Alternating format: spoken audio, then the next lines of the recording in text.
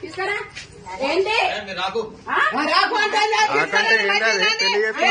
ఎందుకు రాదు ఎందుకు రావద్దు ఎవరమ్మే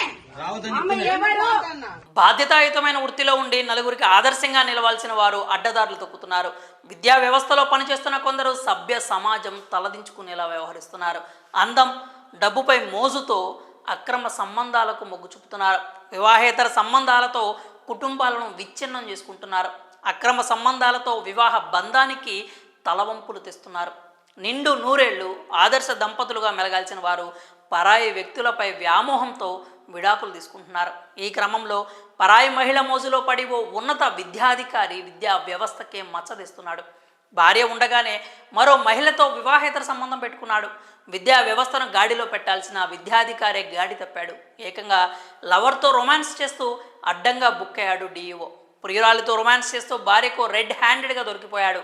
ఈ ఘటన నల్గొండ జిల్లాలో చోటు చేసుకుంది. పూర్తి వివరాల్లోకి వెళ్తే నల్గొండ జిల్లా విద్యాధికారి వేరే మహిళతో వివాహేతర సంబంధం పెట్టుకున్నారు. ఈ విషయం తెలిసిన ఆయన భార్య భర్త వ్యవహారంపై నిఘా పెట్టింది. ఈ క్రమంలోనే గురువారం వేరే మహిళతో ఉన్న సమయంలో పలువురితో కలిసి వెళ్లి రెడ్ హ్యాండెడ్గా పట్టుకుంది.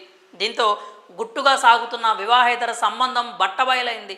ఆ మహిళ ఎవరంటూ భార్య నిలదీయగా సమాధానం చెప్పకుండా నువ్వు ఇక్కడికి రావద్దు, బయటికి వెళ్ళిపో అంటూ డిఈఓ బెదిరింపులకు పాల్పడ్డాడు.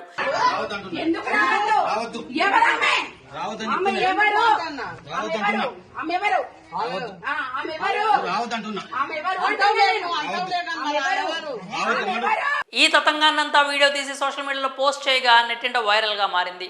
అయితే తనను పెళ్లి చేసుకుని వదిలేసి 14 ఏళ్లుగా తన పలుకుబడితో కోర్టులో విడాకుల కేసు నడిపిస్తున్నాడని డిఈఓ భార్య ఆరోపించింది. విడాకులు మంజూరు కాకముందే మరో మహిళతో వివాహేతర సంబంధం కొనసాగిస్తున్నాడంటూ ఆరోపించింది.